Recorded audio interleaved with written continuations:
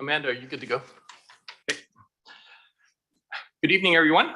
Welcome. It's great to see so many people here. This is awesome. First of all, we would like to acknowledge with respect that we are meeting in the traditional territory of the Lekwungen speaking people, and we are honored to have the opportunity to build strong working relationships with the people of the Songhees and Esquimalt nations. Calling this meeting to order. Sorry, Mr. I don't see, I'm looking at my agenda. I don't see like an approval of the agenda. Do I need an approval of the agenda for public hearing? Oh, you know what? Okay, because it goes from call to order to opening statement. Okay. All right. So I would like to call to order this public hearing at 6:30 p.m. Thursday, September 22nd, 2022.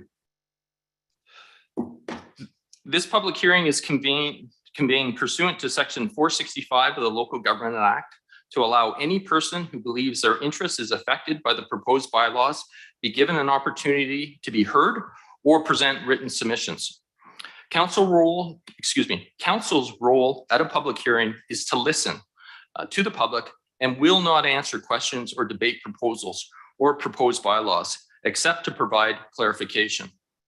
To conduct this process in a fair and equitable manner, following the public hearing, no submissions in any form from the public or the applicant regarding the amendments will be heard or received, and there will be no other opportunity to speak to the bylaw. Tonight is your opportunity. You will not be discouraged from making your views known. However, it is important that you restrict your remarks to the matters contained in the proposed bylaw. The following rules will apply to public input. No sound recordings or presentations will be permitted. Those in attendance will refrain from applause or other expressions of emotion, whether in favor or in opposition to any applicant or argument. Inappropriate language, outbursts, or criticisms aimed at individuals or groups will not be permitted. A speaker will not debate a point of view with another speaker, but will seek clarification through the chair. Could we please clarify when a person speaks in a public hearing, they have 5 minutes? Correct. Yeah. So what's going to happen this evening is when you speak, there'll be a staff member. Correct. We'll be timing. You will have up to 5 minutes. That does not mean that limits you to 5 minutes. It means that that's your turn. You will then have to go sit down. We'll allow other people to speak, but you may come up as many times as you wish this evening, but you are limited to that 5 minutes. The idea being that we have a large group here this evening and we want to make sure that everyone has an opportunity to speak. It is not meant to limit what you're saying. So first of all, we are moving to zoning bylaw amendments. This is bylaw number 1700-07, Colwood Official Community Plan Amendment bylaw number 1700-07, Royal Beach, and bylaw number 1951, Colwood Land Use Bylaw 151-1989, amendment number 198, CD30, Royal Beach, bylaw number 1951-2022.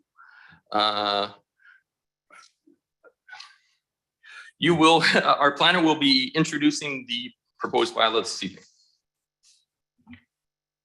Great, thank you. Good evening, Mayor and Council and members of the public. This public hearing is for Colwood Official Community Plan Amendment Bylaw number 1700-07 Royal Beach and Colwood Land Use Bylaw number 151-1989, Amendment number 198, CD30 Royal Beach, Bylaw number 1951-2022. The purpose of these bylaw amendments are to amend section 4.3 of Appendix 1 of the Official Community Plan, also known as the Royal Beach Sub-Area Plan, and section 10.35 of the Land Use Bylaw to update the development area boundary map to reflect proposed changes to the road network. The notification period was from September 9th, 2022 until today. During this time, the public hearing binder was available to view at the front counter at City Hall and was available digitally on the city's website. Notices were placed in the Goldstream Gazette on September 14th, 2022, and in the Times Colonist on September 16th, 2022. Neighborhood notices were also sent to 209 properties within 75 meters of the subject properties. As of noon today, the total amount of public input we received was 12 responses, including a petition that was signed by 21 people. The applicant is in attendance this evening and will be making a presentation. Thank you. Great. I'm assuming they're online. There. Okay. There you are, Georgia. Yes. Georgia, I will hand it off to you. Wonderful. Thank you. Let me just share my screen here.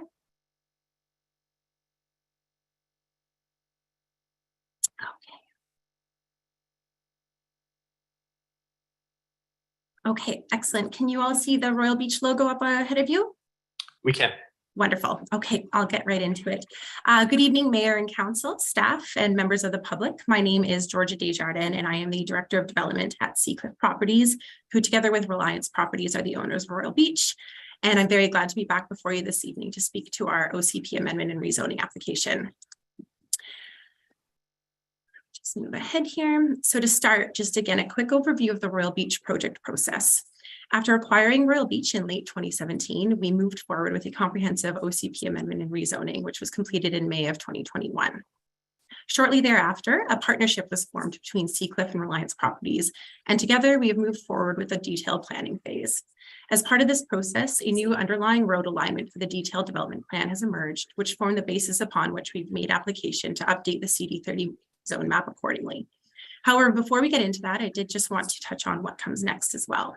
We continue to move forward on a number of fronts. Throughout this detailed planning work, we have also now completed and submitted all required parks and civil master plans and are continuing to work collaboratively with staff to finalize these. And of course, look forward to being back before council to present the park plan in the near future. We are also underway on detailed plans for our initial phase of development, and subject to this rezoning process, we anticipate being ready to submit our initial subdivision application well before the end of this year, with corresponding development permit applications to follow early into next year. But again, what we are here to talk about is the purpose of why we're here tonight is our application to make minor adjustments to the zoning boundaries within the CD30 zone map itself. As you know, the CD30 zone map and the CD30 zone and corresponding map contemplates 9 development areas. Zoning boundaries for these 9 development areas were originally defined by a conceptual road layout in 2019 that was not at the time proven out. The owners of Royal Beach and our team of experts have been working on a detailed design of the master plan for well over a year now. And primarily as a result of a better understanding and changes to the topography and grading of the site, the road layout has changed to respond to site conditions and elevations.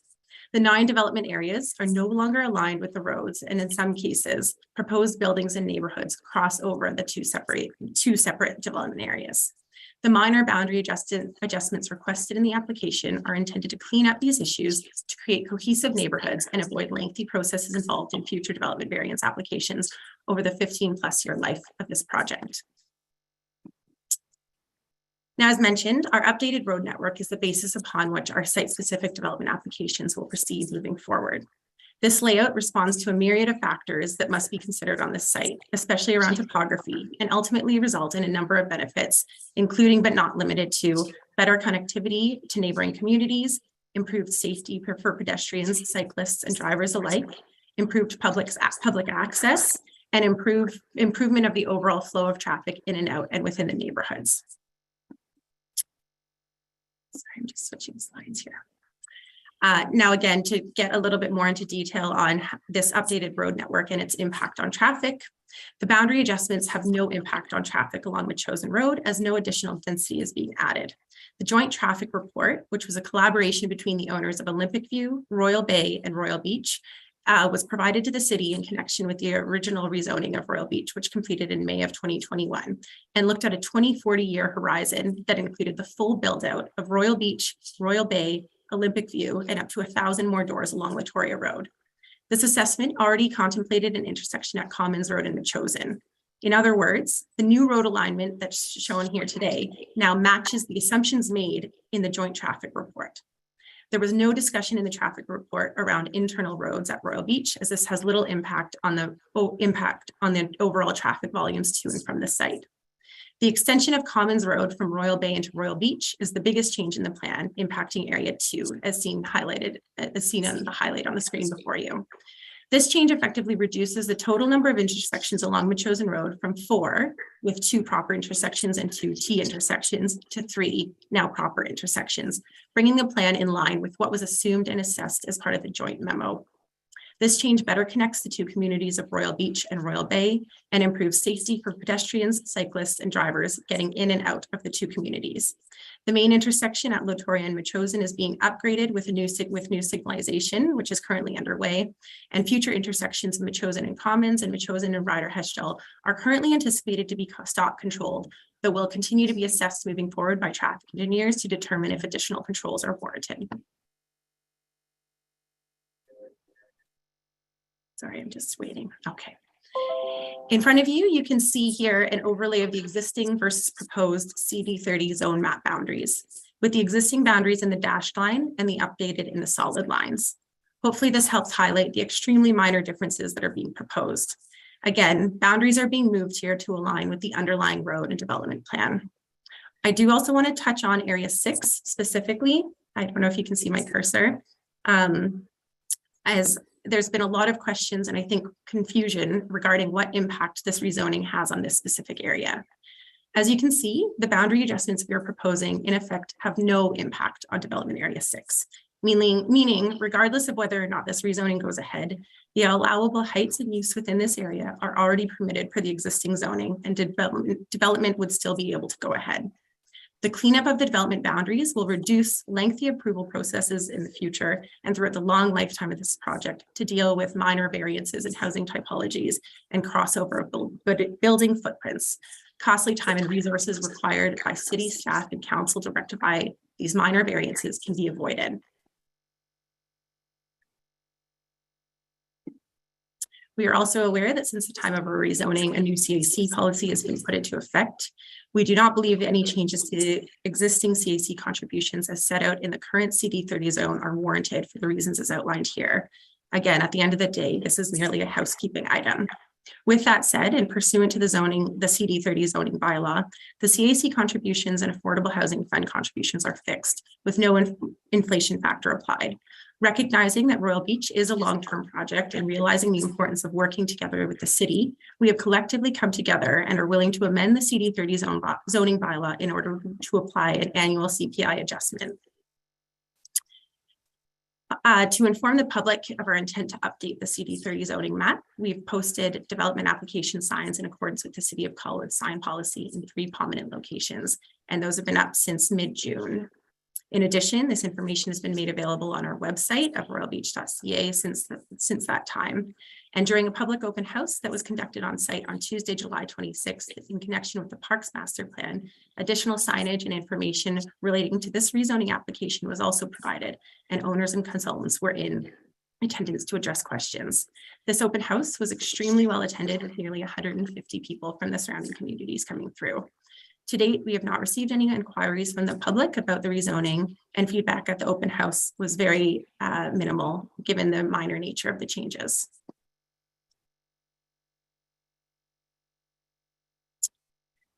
Now, as far as timing and next steps are concerned, as mentioned earlier, all required master plans for civil and parks have been submitted, and we continue to work with the city to finalize these. As far as the OCP amendment and rezoning is concerned, and the question of why now, we are actively working to update the CD30 zone map to reflect the underlying road network, so we can move forward with our first subdivision application immediately thereafter to enable the first phase of development to proceed. Further on phase 1, we are actively— 1 minute warning. Thank you. We're actively planning this first phase of development, including a presentation center to be located at the new Metchosin and Commons intersection in Area 2. As mentioned, the target is to submit a subdivision application this fall and proceed with the development permit application early into next year. Before subdivision can occur, the development area boundaries need to be adjusted. And if this rezoning application is delayed, so too will the subdivision application and subsequent DP application.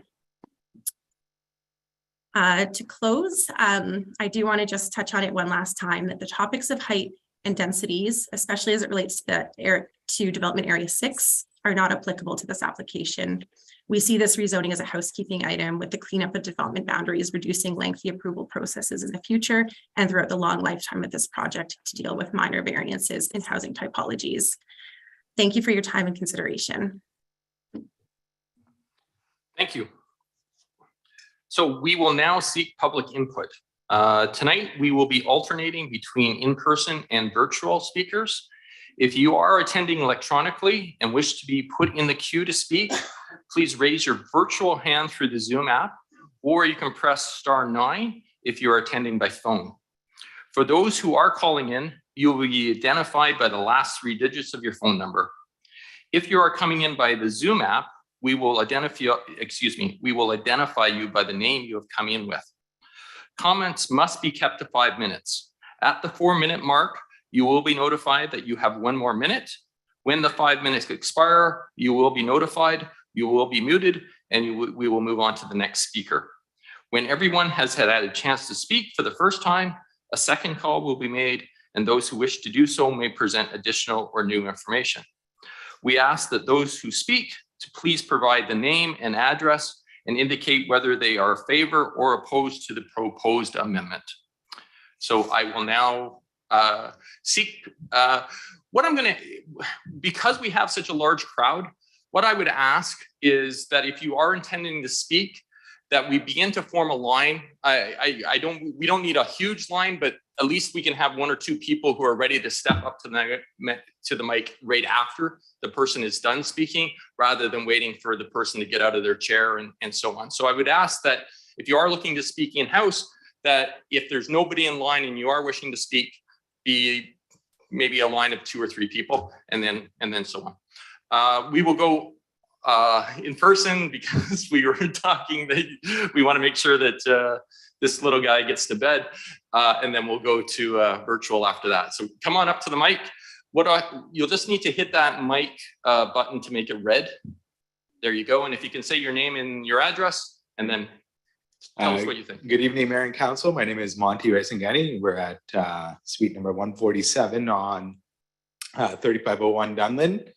I'm here with some fellow community members to oppose to the proposed plan, because clearly, like, people have housing is hard to afford these days. We moved from Calgary, another city, and we've relocated to Victoria, and we came out to Colwood, to the beautiful community of Royal Bay.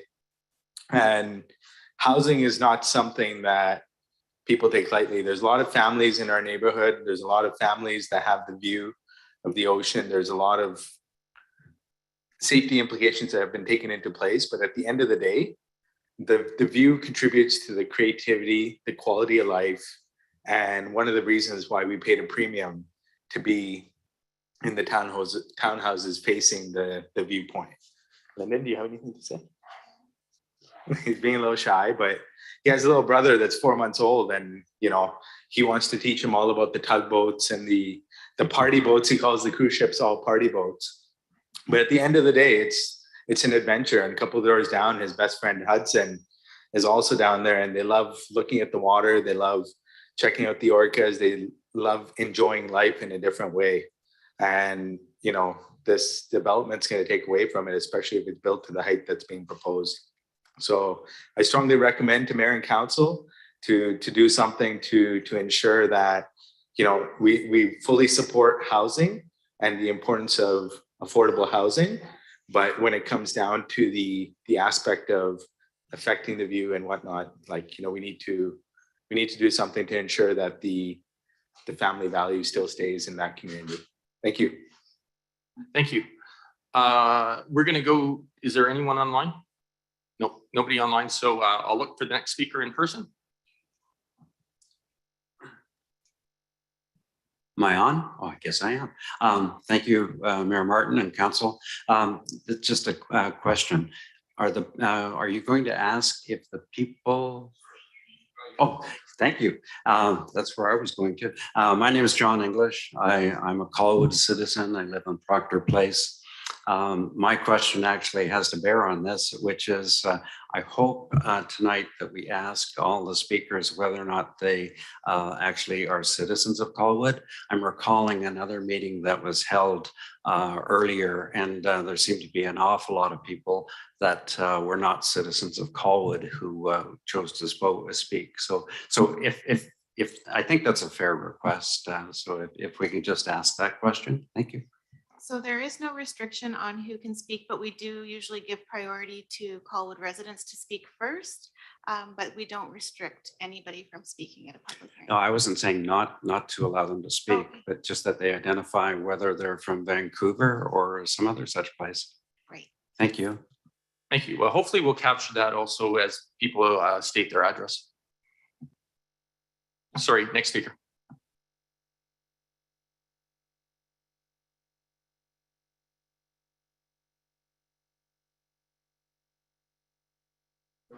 There we are. Hello, I'm Kimberly Moulton and I reside at 137-3501 Dunlin Street. And we're here to reiterate a letter that we had submitted, in particular the Royal Beach development changes. So we'd just like to reiterate some of our key concerns that we have.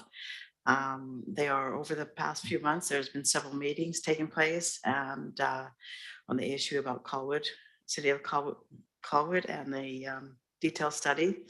We feel that there needs to be a more holistic impact on the density in the upcoming population plan.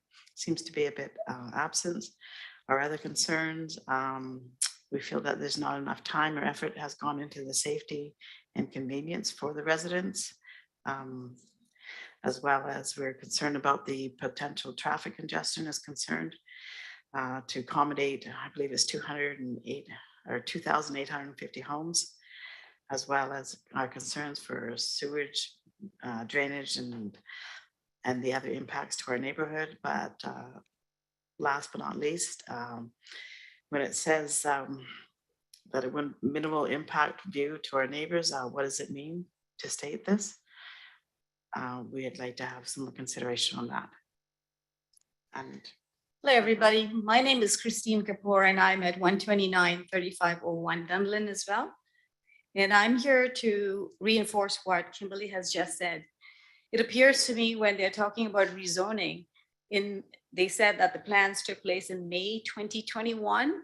I recall even in June and July 2021, there were pictures of the plans that they had posted up at Royal Beach, and they were just 4 floors in height, 4 stories. Now, I'm very concerned about where these 12 stories came into play, when it happened, how it went about, who was involved in that. These are some questions that we are pondering. All of us at 3501, the majority of the people that live there have a lot of concerns. Unfortunately, not all of us were able to come out today. But this is something that we need to be able to sleep and get up in the morning and look at ourselves to make sure the decisions we make and the effect on other people. You heard from this little guy back here. You also heard from Monty, and he clearly indicates that we paid a premium for these views. And even when we sent messages to the city, we weren't told about certain studies. Where do we look for this information? How do we know this builder suddenly shows up and gives us this information talking about, the 12 floors that are 4 buildings are going to be coming up across the way?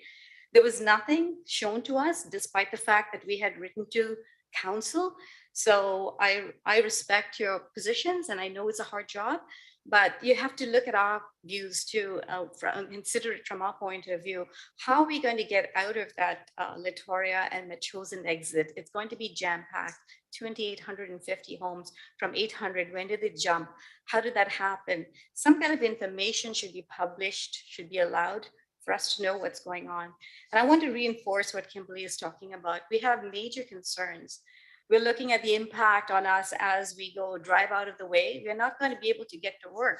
I mean, there's 2,850 people trying to merge out of that driveway at Metchosin and Latoria. I know you're talking about another one near Commons, but let's think about it. Let's think about us sleeping well at night, getting up in the morning and being happy about the decisions we make. Thank you.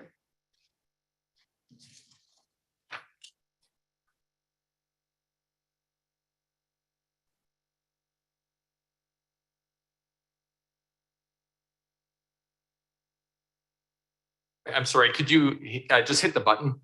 Yeah, right there. Perfect. Thank you. Evening, council, mayor, ladies and gentlemen. My name is Dwight Brewster. I live in Royal Bay at 402 Longworth Place. And a few words, I, like others, are really concerned about the density in West Shore in general, but in Royal Bay in particular. And I'd like to state my opposition to any changes to the OCP and bylaw. What is the use of having them if they always get amended, changed, overturned? And it seems somehow that every time a bylaw is changed, a developer makes money. And I don't think they need any more. Thank you.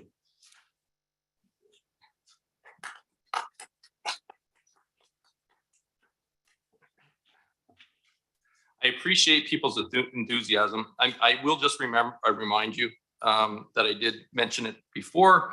Those in attendance will refrain from applause or other expressions of emotion, whether in favor or in opposition to any applicant or argument. The reason being, I just want to be clear, the reason being is that we want to have an open conversation and we don't want people feeling as though they're intimidated to come up to the mic. And so we want to make sure everybody's feeling welcome. And so it's not meant to discourage that you're expressing how you feel. It's to just make sure that everybody in this room feels safe. And that's the reason I'm asking you not to clap. It's not to restrict your enthusiasm. Mr. English, is there anyone else wishing to speak? You didn't really speak to it, so I'll still count it as your first because you just did ask a question. We'll just count this as your first still. Thank you, Mr. Mayor, Council. My name is John English. I live in Colwood and in Proctor Place. We appreciate this opportunity to speak this evening. I'm here representing the Royal Bay Homeowners Association, and all those people are Colwood citizens as well. The careful stewardship and oversight of Colwood's waterfront is critical for the city's future. How it's developed and will affect the quality of life and taxes for everyone here for many years to come. The Royal Bay Homeowners Association has previously urged the mayor, city councilors, and city staff to carefully evaluate every change requested by developers to the city's OCP or to bylaws. We've also asked that you require the developers to produce clear and concrete written commitments and drawings from developers identifying exactly how the requests will help the city achieve its vision and objectives for Colwood's waterfront lands. Again, tonight we heard from the developer and they did not produce anything like that. To our knowledge, this has never been done for these lands. City staff has instead in the past advised us that this will become apparent later as development plans become more detailed. This has never made any sense to us. If the city agrees to changes to the OCP and bylaws without these requirements, it's quite possible that the city's vision will never be delivered and it'll be too late to do something about it.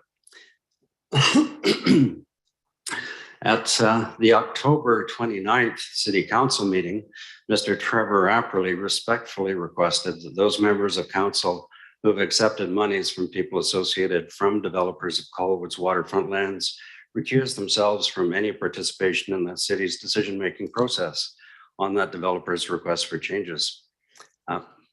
This doesn't seem to have happened. Elections BC records identify that Councillor Dean Jansen has accepted monies from employees, agents, and family member of the developers of Colwood's waterfront lands to support his election to Colwood City Council. None of these campaign contributors live in Colwood. The one that was listed that spoke tonight is one of the contributors, and she lives in Vancouver. One has to wonder why these people who do not live in Colwood are contributing to Mr. Jansen's campaign. City records document Dean Jansen later participating in City of Colwood decision-making processes on changes to the OCP and to bylaws that affect the value of lands owned by that same developer. We consider this to be highly unethical and reprehensible behavior for a city councillor who's been elected by the citizens of Colwood to look out for their interests. The city's decision-making process on these changes has clearly been tainted. The only responsible thing for this mayor and council to do now is to defer making any further changes on these requests from this development for the waterfront lands. These changes should not be considered until after the next municipal election. At that time, a careful and transparent and review of the requested changes can be conducted free from any untainted behavior. We respectfully request that Dean Jansen provide a list to the city, which would be made available to the public, of all the city planning and decision-making processes on lands owned by this developer that he has participated in since January 1st, 2020, and that he recuse himself from any further city discussions, meetings, planning, decision-making processes on lands owned by this developer. We also respectfully request that this mayor and council defer any further discussion, planning, or decision 1 minute warning. in connection with the lands owned by this developer until after the October 15th election, so that these things can be considered in a thoughtful, transparent manner, free from tainted decision-making. Thank you.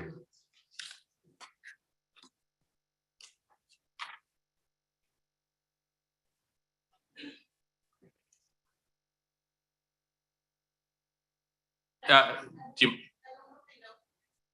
Okay. Do you mind? Okay. We do have one person online. Sorry, is it Grant? Is it?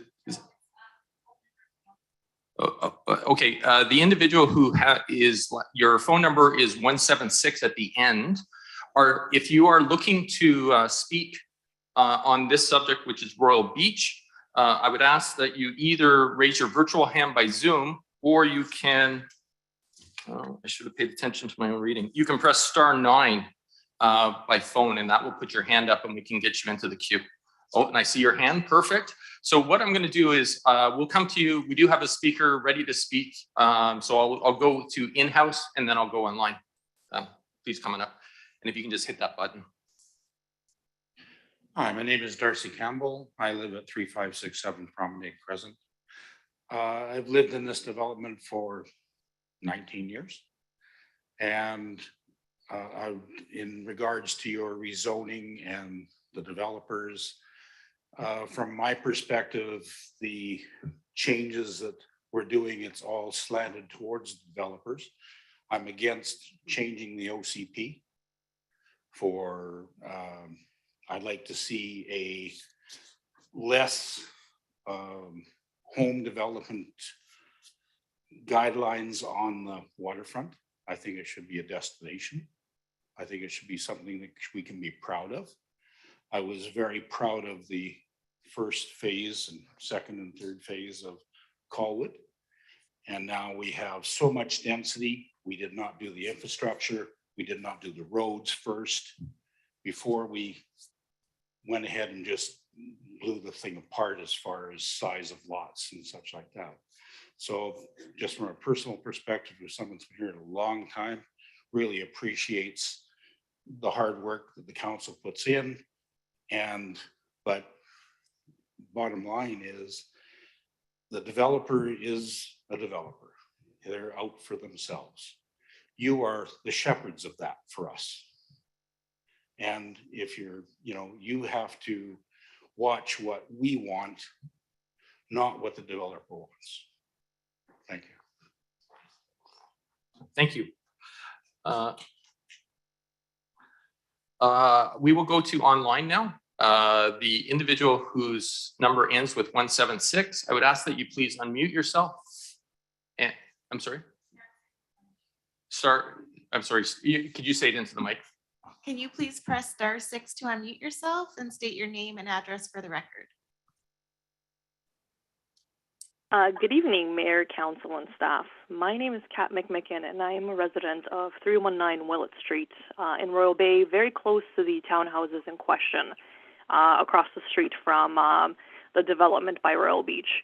I'm actually calling in to clarify a couple of things, because there seems to be a lot of miscommunications here in regards to views and premiums on lots As far as I am aware, the 12-story towers that are in question currently that a lot of people are having a problem with have actually been in the works for the past 2 years. As I looked at my notes here, the issue that I have with what's happening right now is the movement of where those towers are going to be.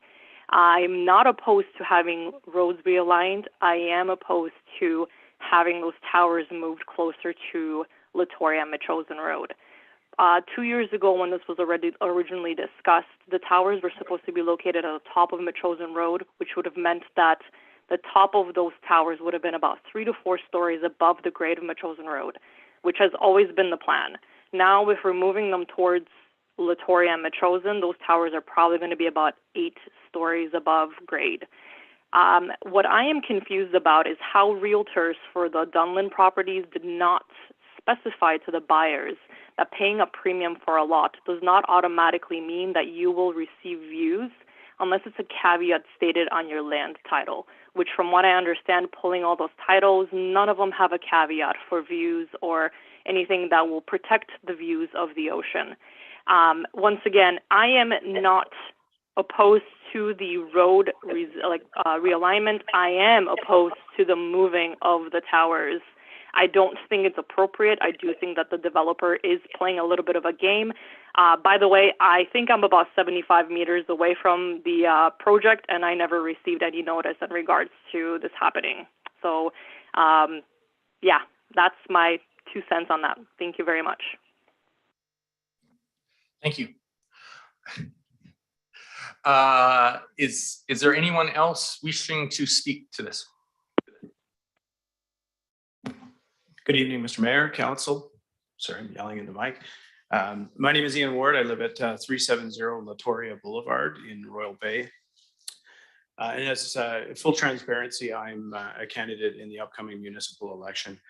I would like to speak in opposition to the proposed amendment this evening, not because I believe that Seacliff can't deliver a quality project, more so because the history of this project is somewhat contentious. The tripling of density, for example, the resulting traffic issues, I guess the portrayal or story that a traffic light is actually an improvement when in fact a traffic circle, from the many people I've talked to, including former retired planners and engineers, suggest would be a much more viable option in the long term and less costly to the city for that matter. But my main concern, and echoing the comments from Mr. English earlier, is that in my conversations with my neighbors and in conversations with people I've never met before in my travels around Colwood in the last 4 weeks, there is a lack of trust right now that Colwood Council, frankly, is leading the vision. Another gentleman before me mentioned that. You are the shepherds of the vision. You are the owners of the OCP. If we can't rely on the people at this table to deliver on the OCP and hold developers accountable and set the overarching objectives, then who can we rely on? As citizens and taxpayers, we have to trust you that you have our best interests at heart and not the folks from Seacliff. And again, they're a for-profit business. They are going to try to extract every dollar from the wonderful Royal Beach lands that they have, and good on them. That's what they're there to do. The challenge becomes when we don't hold them accountable to the vision that Colwood residents set out in 2018. So I would ask you, if it is truly a minor procedure, how urgent is it? We were almost 3 weeks away from an election. Will it really impede progress for the next 15 years if we don't pass something like this in the next 3 weeks? So please give that the consideration and ask yourself if now is the right time to make a decision that will have a resounding impact for years to come, when frankly we're at a low point in terms of trust in this council, or some of this council, to deliver on our vision. Thank you for your time.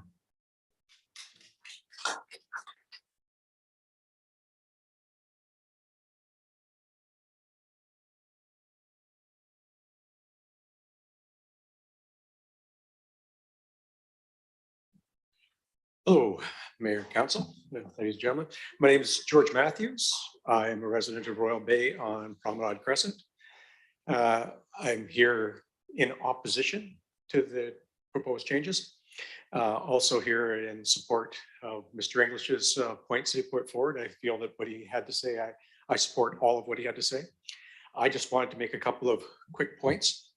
And it really, my points go to integrity, and something that I heard from some of the other speakers around, you know, who are we representing here? Are you, as a mayor and council, are you representing the taxpayers of Colwood, or are you representing developers from elsewhere?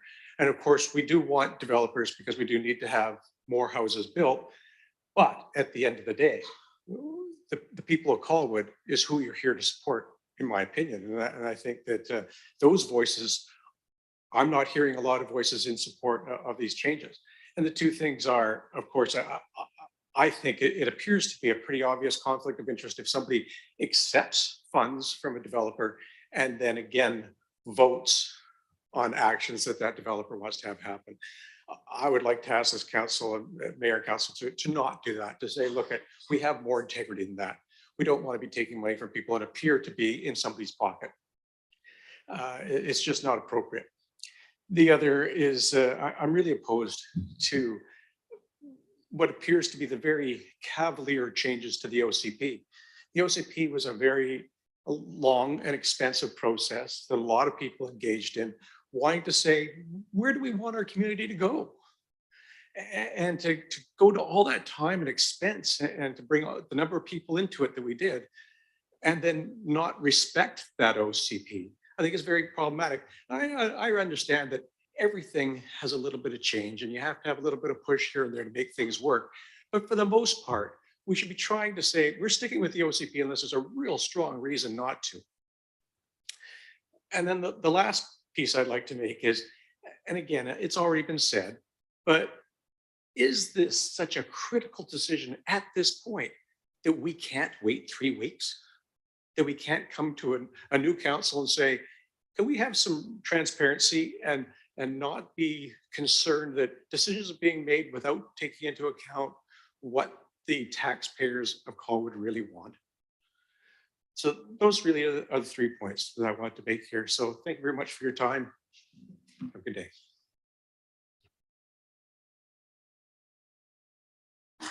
I'm sorry, but I'm really struggling with, I tried to state that the reason I didn't want people clapping was to create a safe environment so that everybody felt like they had an opportunity to come up. I'm not sure what else I can reinforce with you to try and make this a safe area. I really would ask that you don't clap, just from the standpoint that we're trying to be welcoming to everybody in the community, not just for individuals who have one point of view. We want to make sure that everybody feels welcome to come and share their point of view.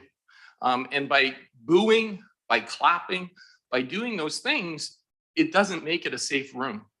And I'm not trying to be punitive. I'm trying to be open. I'm trying to say we should be welcoming members of our community to have an opportunity to come and speak and feel safe. So I would please ask that you don't clap. Next speaker, please. You've already spoken. I haven't done second call yet.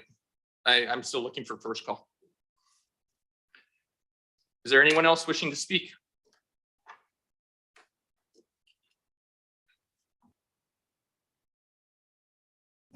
Good evening, Mayor, Council, staff. My name is Roger Conrad. I live at 309 Perimeter Place, which was phase 1 of Royal Beach, Royal Bay. What I'm going to speak about is the placement of the signs for notification of this change in the OCP. These signs were put in the most obscure place. So a lot of the public were not aware that this was going on. I can give you some examples. I phoned Colwood, I phoned the developer. One of the signs was in Perimeter Park. Now, Colwood has a bylaw saying no signs in parks, yet the developer was allowed to put one in the park. This sign was at right angles at the end of a cul-de-sac, which may see 3 or 4 other than the residents' cars driving by it every day. So not a high visibility area. The next one was placed on Latoria, about 250 to 300 yards off Machosen Road, at right angles to Machosen Road. So they agreed to move it. And where did they move it? They moved it up on the fence right where the construction was going on. Now, with so much trucks and cars going by, who would have a chance to stop and see what that sign was saying? The third one was down on the beach after a sign that said, no public parking, beach access only. So nobody would drive down there to see the sign. And they said there was a fourth one. I didn't find it, but I understand it was somewhere along the beach. So if this is transparency, I would hate to see what something hidden looks like, because this isn't being transparent at all. Now, getting on to the actual plan. The developer says they're only asking for one road. Well, in the history of this development, at Latoria and Machosen Road, I was told, because I was pushing for a roundabout, oh, we can't have a roundabout because it's at the bottom of a hill. So I phoned some friends, actually a student, an ex-student of mine, who's in the Ministry of Transportation. So he said, that's not his department, but he would check on it. And he got back to me and said, according to their experts, it's a perfect place for a roundabout. Then I came back to Colwood staff and they said, oh, no, you misunderstood us. It was really because there was no balance. So I went back to my students, said, I'm being told now it's because no balance. So he said, well, I'll check with his friends. And he got back to me and he said, well, there's some validity to that. A roundabout doesn't work well if the traffic isn't balanced, but it still works very well. So I reported that back and they said, no. The real reason is we don't have the room.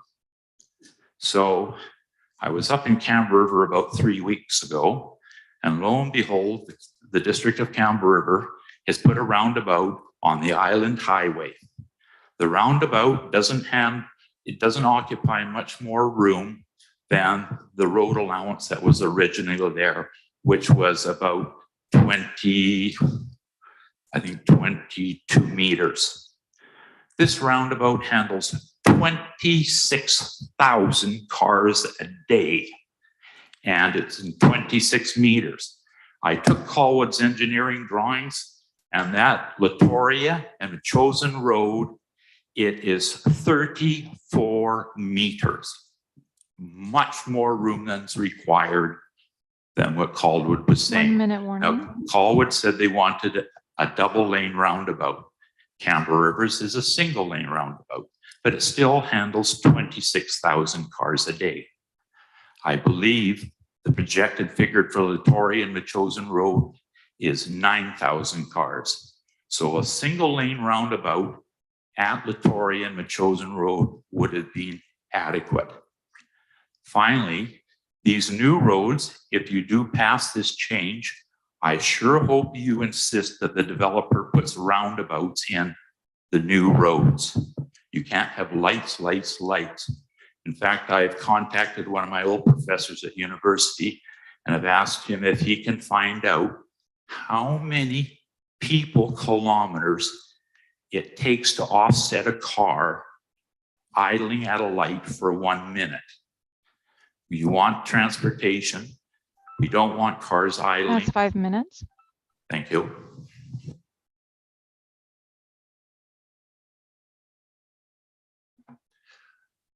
Is there anyone looking to speak for a first time?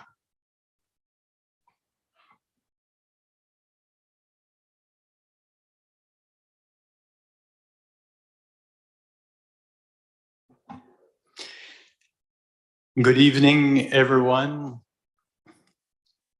It's my first time speaking in front of a council, and my first language is French, so I'll try to do my best. And I'm sorry, I'm just going to interrupt you just for a moment. Could you just state your name and address for us? Yes, sure. My name is Jean-François Dufour, and I live on Ridge Point Place. So I decided to come to the microphone just to say that I totally support the last person who spoke regarding the roundabout, and that I emailed the city about having a roundabout at the intersection of Latoria and the Chosen, and I have not had received an answer.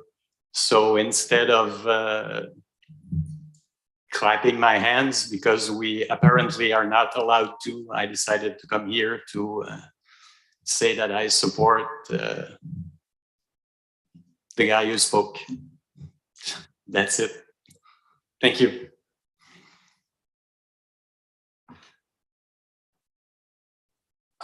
Is there anyone else for a first time? So I will then go to, I will do a second call. So this is anyone, even if you've spoken once, you can come and speak a second turn now.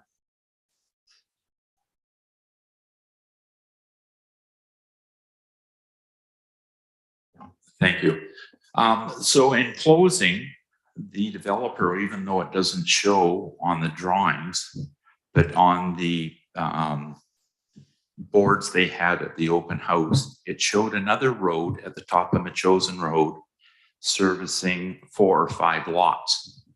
So not only are they asking for one additional road, down the road they're going to be asking for 2. So I guess my query is, if we're going to allow these type of high density developments, what are we doing to improve the infrastructure on these roads? There doesn't seem to be too much happening. Machosen Road at minimum is going to have to be 3 lanes, and that is right from Soup Road to Latoria.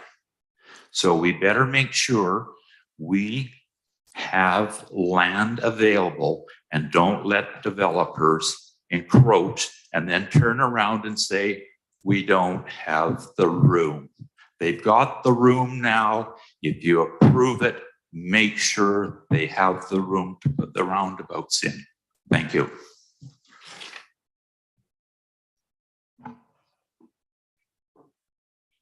Anyone else looking to speak?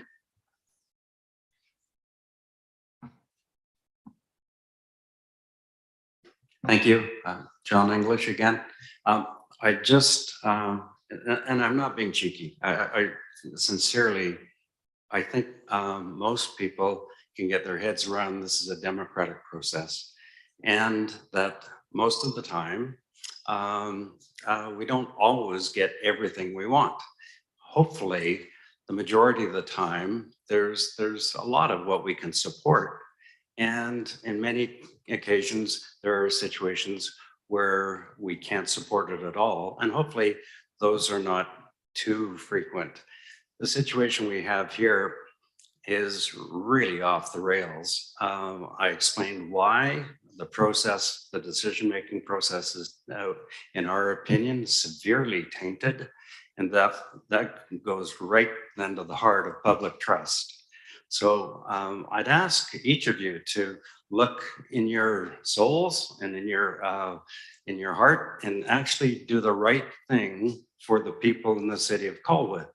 I know some of you have lived here for a long time like us, and I'm hoping that you will feel that the citizens of Colwood in their best interest should come before accommodating a developer, because as people were saying, developers are wolves, and as a friend of mine said, you can't blame a wolf for being a wolf, but you can sure blame the shepherd if he's not doing his or her job and taking care of the flock. So I just want to leave you with those thoughts. Please, please put the interests of the citizens of Colwood first. Thank you.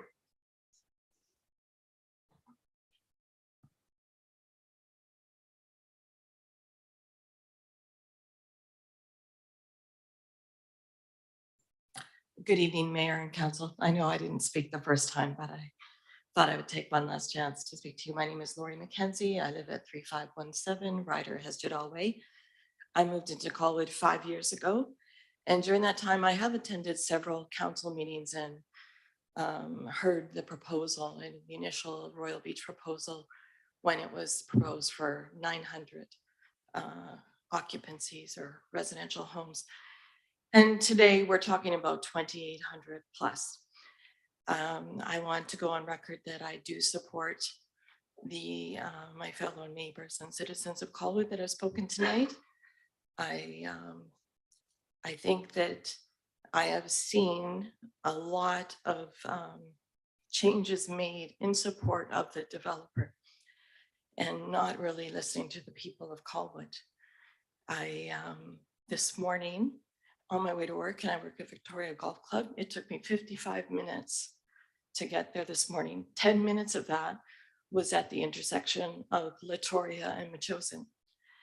I was involved in a motor vehicle accident in that intersection in 2019. And I really think you have to consider what you do in that intersection as far as serving the community that is now, because you're going to add a considerable amount of homes there. And I don't think that one intersection or one traffic circle is really going to be the solution to that development. You have to have other access points in there.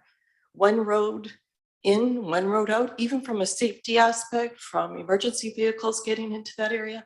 It has to be a deeper thought process. And I don't think that it should be really something that has to be decided this evening and that it couldn't wait.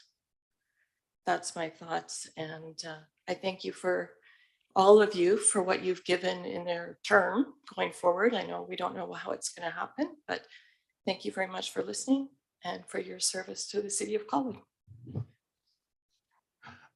Just before the next speaker gets up, I just want to issue just one clarification so that everybody understands this evening. This evening is just a public hearing. Council is just listening this evening. There is no decision that it will happen this evening. Once the public hearing ends, that's it for tonight. The decision point will be next Monday at the actual council meeting. So I'm just letting people know, if you're staying around thinking that there's going to be a decision tonight, there isn't. The decision will be on Monday.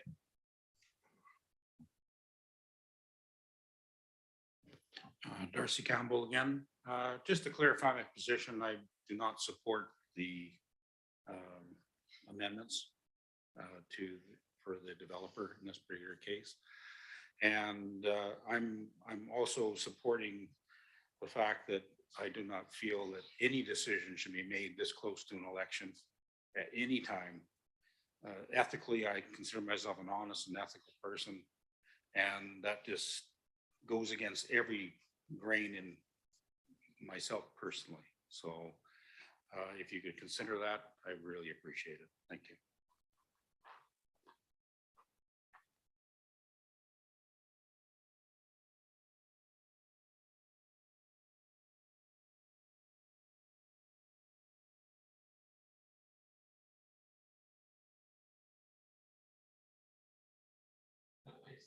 There, okay. Alice Gable, I live in Proctor Place. This is more of a process question. So this is a public hearing. If we're not allowed to express our support for the people that do come up and speak, when some of us aren't comfortable coming up to speak, how do we make it known to you, the council, whether we propose, whether we support or do not support? How do we make it known? Exactly what you're doing right now. But that means everyone is comfortable getting up and speaking. Well, that's the hope. That's the hope. I mean, this is a public process, so we're listening to the public. Okay, is there no other way? Well, this Like is, at the end of the public hearing, when you declare it closed, is there no other way to say for and against? not normally, no. No, well, I think, like I say, I think that's a flaw in the process. It assumes everyone is comfortable and everyone will have the time to get up and make their opinion known. It's just, oh, go ahead. I can clarify. Okay. We do give other options. So we do ask that people that don't want to speak at public hearing, that they could submit a written submission prior to the public hearing, which would be appended to the agenda and form a part of the public record. It would be circulated to council as well. And that is our process, and it has been our process. So that's the And other multiple opportunity. people can sign that petition. Pardon me? Multiple people can sign a petition like that. to come in. Multiple people could sign the letter if somebody wrote a Okay. letter and Said, on yeah, we behalf don't of support. several Yeah. of you, yes. Okay, thank you. Thank you.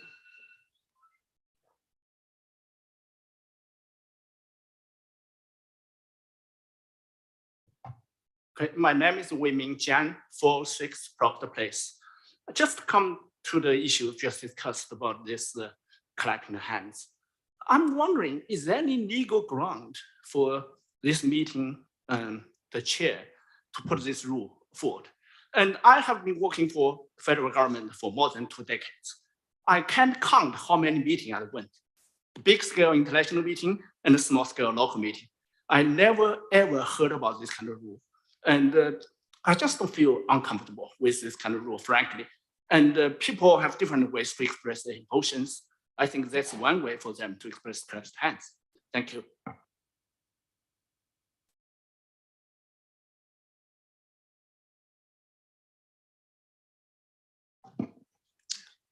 I was not going to get up and speak. Colleen Brownlee, 3640 Propeller Place. After listening to the input that you have received tonight, I felt that I needed to get up. I agree with everything that's been said, but I'm not going to get into the details. The one thing I will say, Mayor Martin, you just talked about you're listening to the people. I truly hope that everybody is listening to what everything's been said, not just here, but what isn't being said, and hope that you are hearing what people are saying. Having moved from Proctor Place over to Propeller Place, I had the opportunity to experience 57 variances on the first phase of Elevation Point. What I hear and what I see through the various iterations of the Royal Bay, new Royal Bay area, I don't know how many changes have come to council, how many changes have been required of OCP. I haven't kept a running count of it. But I do know that when the OCP came about, the changes in it, one of the changes was to ensure that that type of variances and changes that was always coming to council didn't come forward again. There was a planning advisory committee that was struck. Councillor Logan was the advisor on that. And it went its way for a while. And that was to hopefully stop the kinds of variations, but allow everybody to have a say. Not to make decisions for council, that's your prerogative. You are the stewards of Colwood. That brings me to my final point. As I'm listening to everything, every time I look at an agenda, and I don't come to meetings now that we can, all I see is Royal Bay. I live in Royal Bay, the other part of Royal Bay. However, we have a bigger community. We have what's known as the city of Colwood.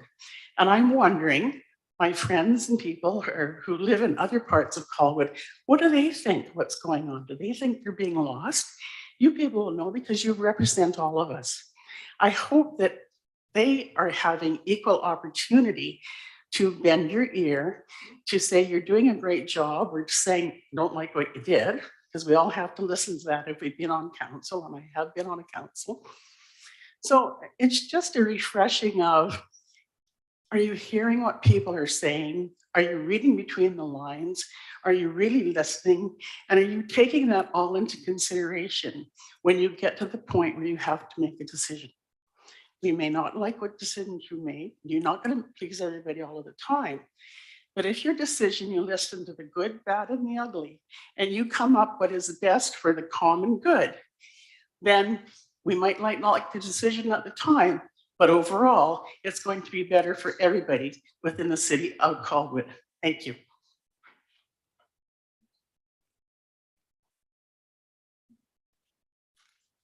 This is my second time up. I just want to make sure that moving forward, you've heard from everybody. I haven't heard anybody not opposing what's going on here. So the next step in terms of what the mayor and council do when you make that decision, I have a question. Do you have any type of a criteria of some sort, like a checklist that you follow when you make your decision? Or is it just, oh, he said this and let's do it? I'm not sure how your decision process goes. If you can enlighten us on that, that'll be really good. Or even when you come up with the decision, if you can tell us how you concluded, how did you make that decision?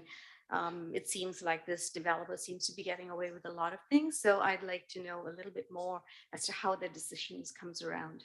It'll be really good for all of us to know. Thank you.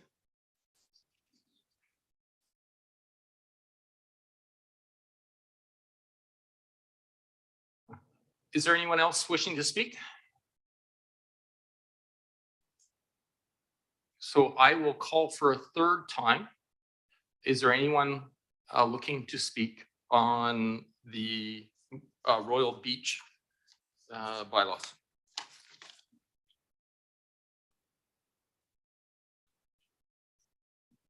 Seeing none, and I'm just going to confirm there's nobody online. I will then say that we are closing the public hearing for bylaw number 1700-07 and 1951. Moving on to 3.2.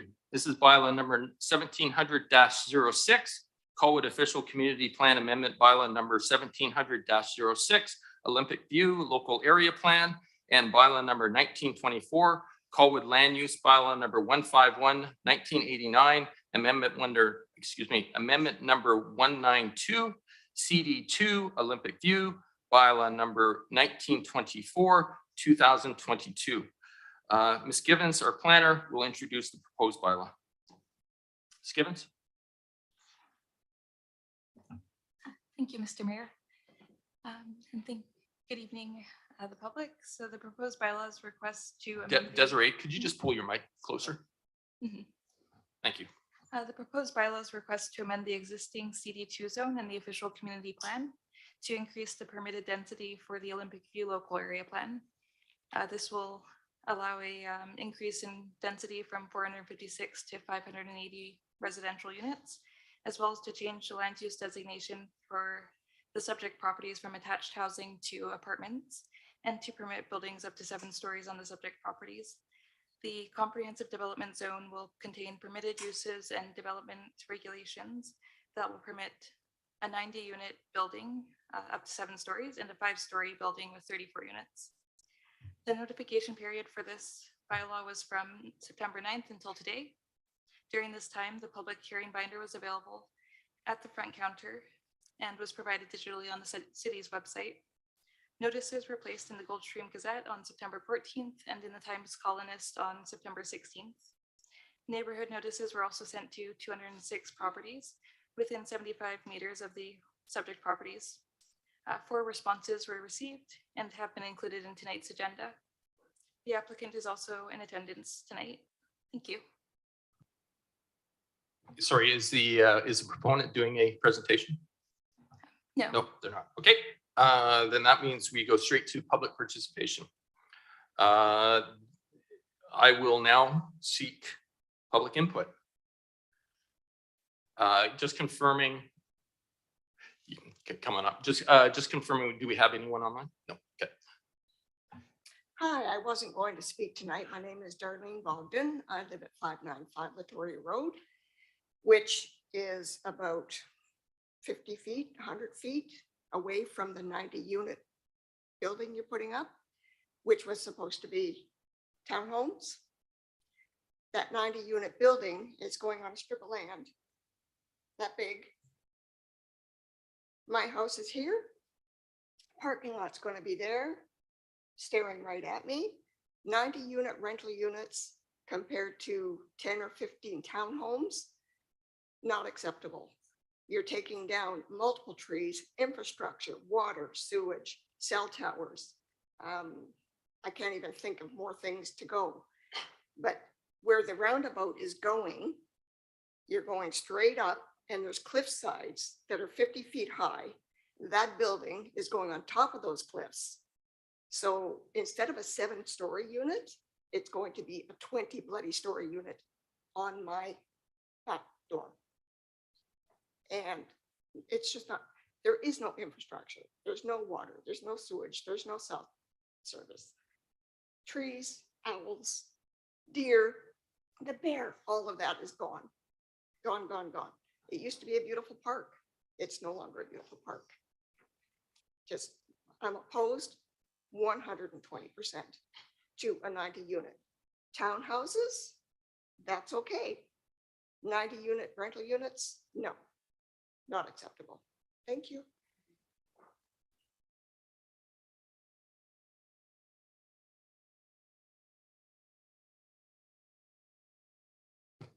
Darcy Campbell, I'm prominent present again. Just to concur with the lady that just spoke. There seems to be a trend here. Yes, we want development in our community.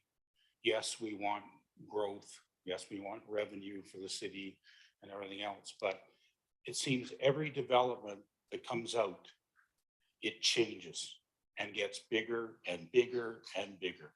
And the lots get smaller or whatever. You're changing the vision that most of us had for this area 3 or 4 fold, you know, and that's unacceptable. You say there's not one person that has spoken in favor of the developers tonight, which means I can assume most of the people in this room are against the changes that are going on here. And not everybody is comfortable. This is the first time I've spoken in this council for 19 years. I'm so angry about the situation and the overzealous growth and not caring about the OCP and what this community wants and needs. And it's sad. It is extremely sad. So, you know, where's the support for the developer in this case, other than city council that I've seen? And that's unfortunate because that's not representing us. So no to the changes for this bylaw. Thank you.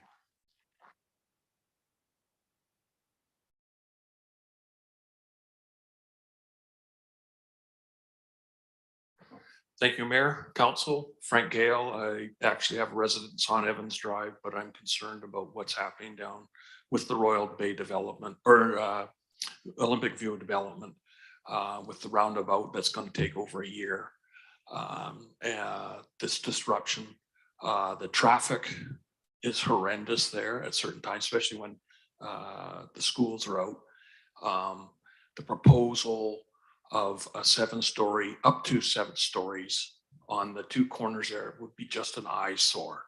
You have multi-million-dollar homes being built a little further in off of Latoria Road. They're going to be down right by these apartments. The infrastructure isn't there. The policing will not be there. And I just think that it would be a bad decision to increase the density. You're going to have over 1,000 cars in those 2 units alone. So I hope that you make a wise decision on behalf of the residents of the area and stay within the OPC of it. Thank you very much.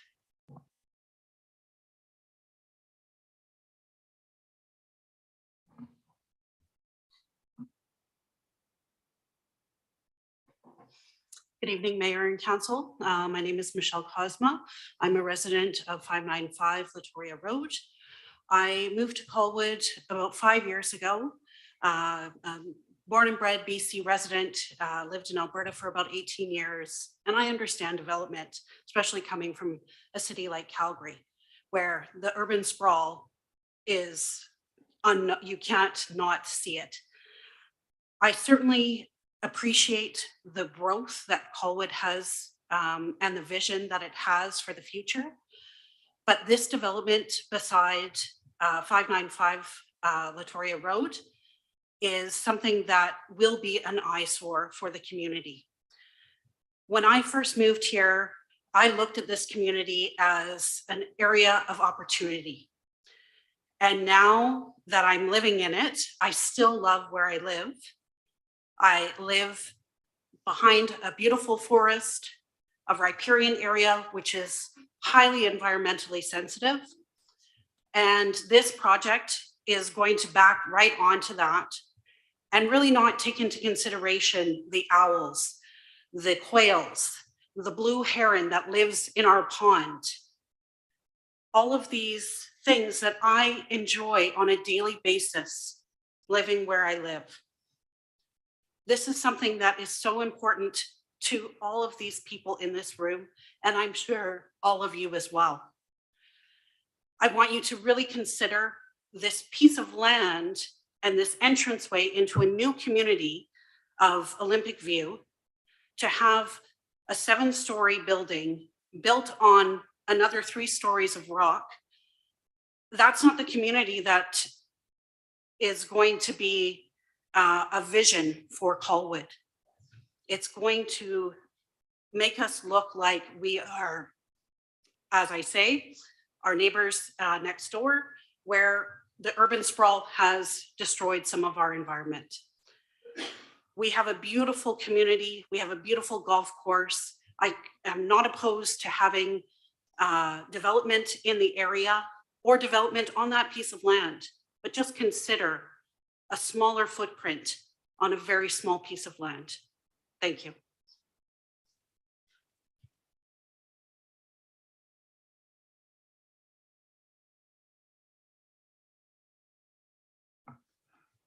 Do we have anyone else looking to speak? Okay, I will then go for a second call. If you have already spoken, you have an opportunity to speak again. And I'm just going to confirm there's nobody online.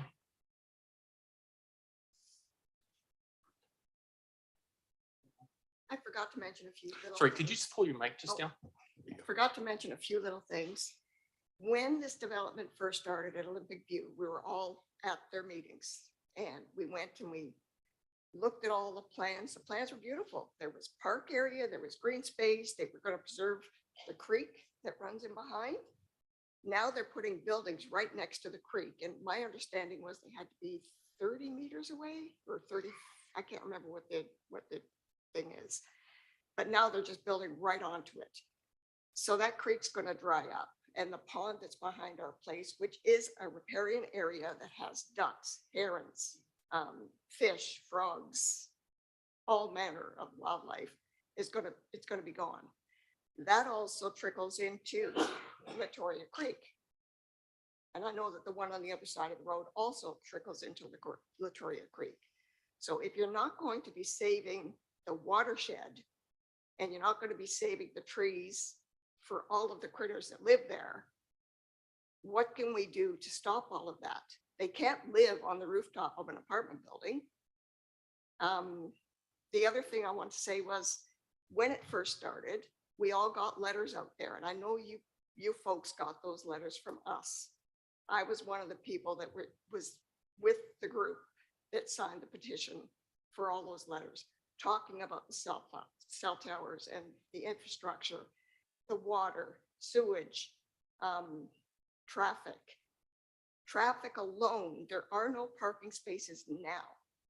If you've got 1,000 vehicles sitting in that apartment building, where are they going to park? They're only going to have so many parking spaces underneath the apartment building. So where are the rest of them going to park? They're going to be parking on Latoria Road. That's where they're going to park. And it's just going to be a nightmare, an absolute nightmare. Thank you. Thank you.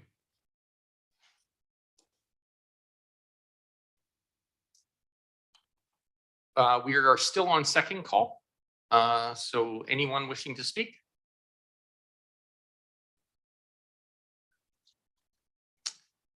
And I will do a third call. So this is a third and final call, looking for anyone else interested in speaking.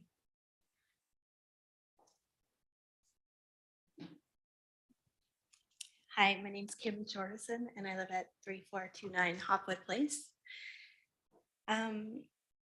One thing I learned with putting my name in to run in this election is that the map of Colwood is extremely outdated.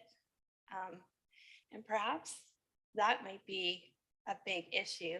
If you had the full map of Colwood, you would see fully what was going on here. You know, when you're looking at something from 2015, that's not good. I think what you're hearing here tonight is that the OCP is not being adhered to. It's you're not listening. You say you're listening, but you're not listening. And I don't know whose vision this is, but this is not the vision of the community of Colwood. And none of this that is before us tonight needs to be decided tonight. It's something that can wait. And I think you've heard that loud and clear. And I think you need to take that into consideration. It doesn't need to be decided tonight, next week. It can wait. I think you owe it to the citizens of Colwood to start representing them properly. And that's why I'm running. So I just don't think you're hearing anybody. Thank you.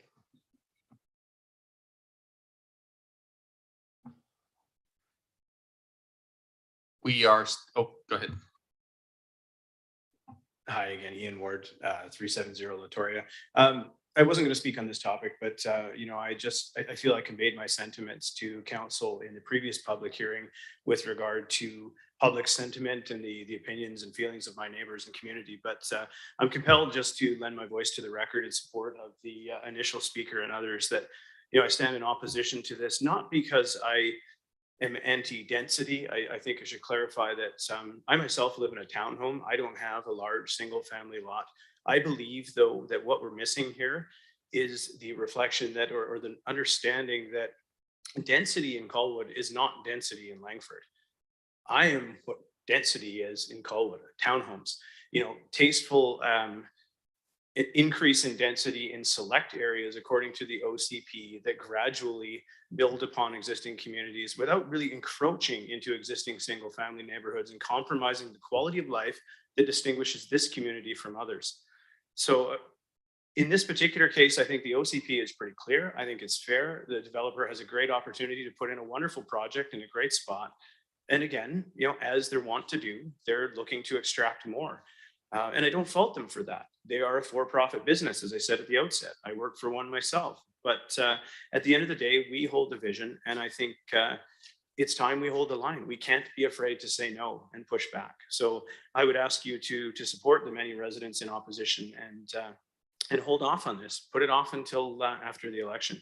Lastly, in the event I don't come before council prior to said election, regardless of ideological differences or you know, differences of opinion or on voting records, I would thank everybody, regardless of standing for a re-election or not, for your service. Thank you.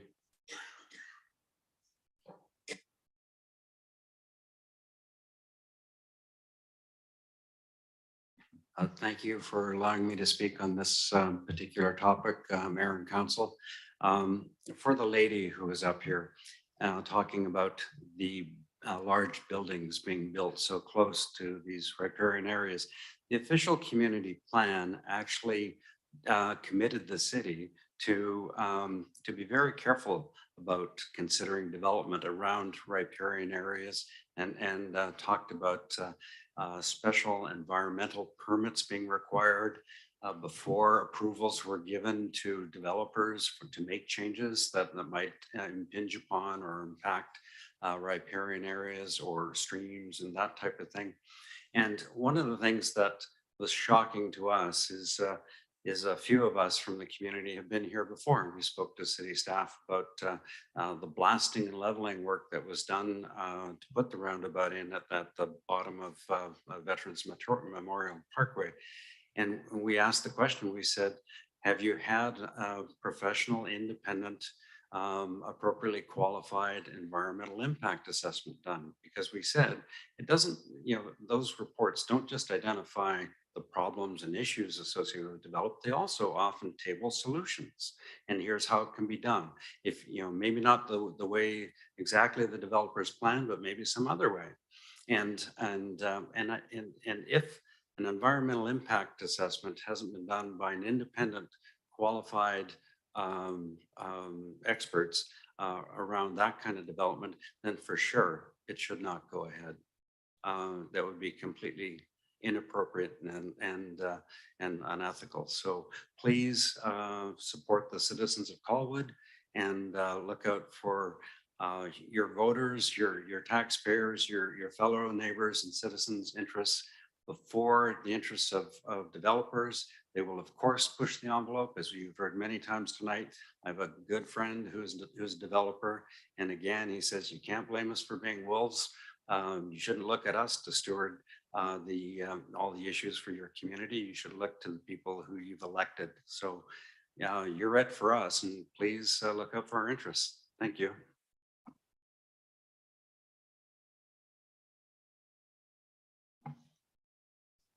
I'm just pausing. We are on third call, but I do want to give people an opportunity if people have changed their mind and like.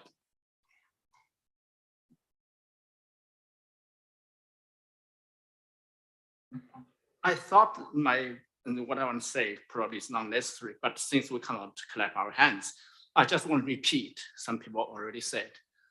If all possible, unless there is something cannot be controlled, I would suggest council to seriously consider people's suggestion to postpone the decision, because the OCP change is a very serious issue, and the development of those both of those developments are very important for the future of the Colwood. So it's to push it very quickly and in a rush is not the way to go. So we strongly suggest the council seriously consider all these people's opinion and to postpone the decision until after election, which is only about 3 weeks away. Thank you.